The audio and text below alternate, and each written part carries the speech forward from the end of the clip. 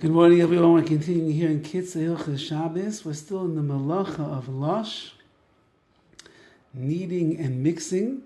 And today he writes like this: Nesinas mashkim, putting the liquid into this mixture, oifen she'em ba'alisha, in a way that you're not really doing the kneading and the mixing process. L'rakecha oichel, you're merely pouring it in there to soften up the food.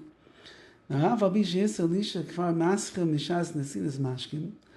mentioned, according to many opinions, that from the time that you pour the liquid into the mixture already, you've begun the isser, the prohibition of lush.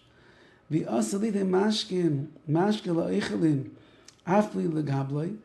you can't even pour liquid into food product, even if you're not megabel, even if you're not kneading it and the like. All of that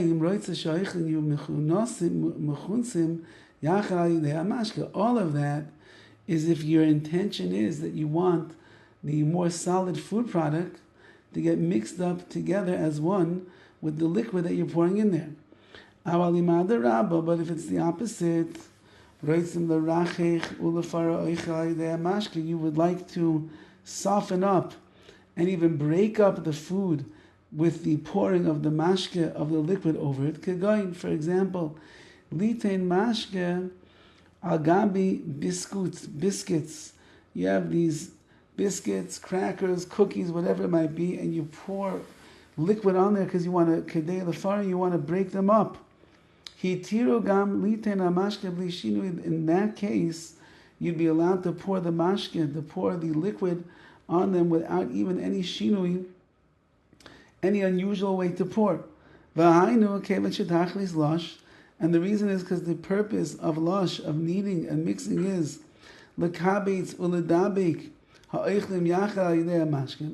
is to gather in and stick together the food through the mashke, through the liquid that is there. That's the purpose of this malacha. And if you have intention, the opposite of that, not because you want everything to stay together, however, you're pouring in the liquid in order to break up the food that is there. Then when you are pouring in the liquid, there is no prohibition over here of lush, of the kneading and the mixing. Because the kavanah, the intention, is the exact opposite. Nevertheless, on the mixing itself, if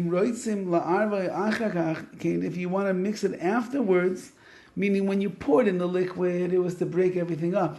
Now everything is broken up, and now you decide that you want to mix it together. Says the KITZUR, in that case, yesh iser lush, then there is going to be this prohibition. Then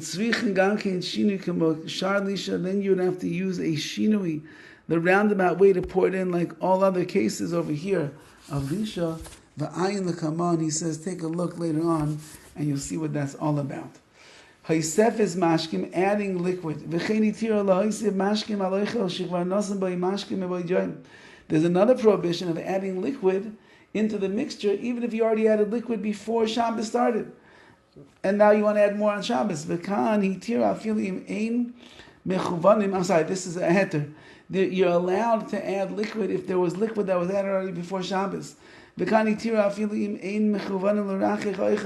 even if you're not intending to soften up the food. Nevertheless, when you want to mix it all together, you need a shinui in such a case. Maybe you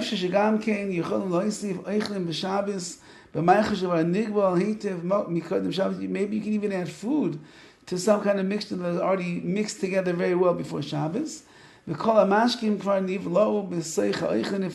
liquid was already absorbed in the food. And take a look later on, where you need to use a shinui to put in the food. Even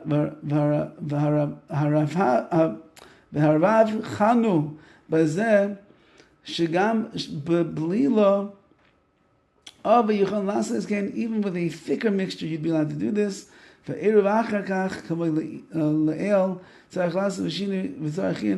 it leaves off over here a little bit confusing, and therefore, if you're going to add in liquid, if you're going to add in food to a thick mixture that was already there, it's problematic, and therefore it could be it's better to stay away from there. At least if you're going to do it, you have to do it together with a shinui, with some kind of a unusual way that you would, from what you would normally do. Have a wonderful day.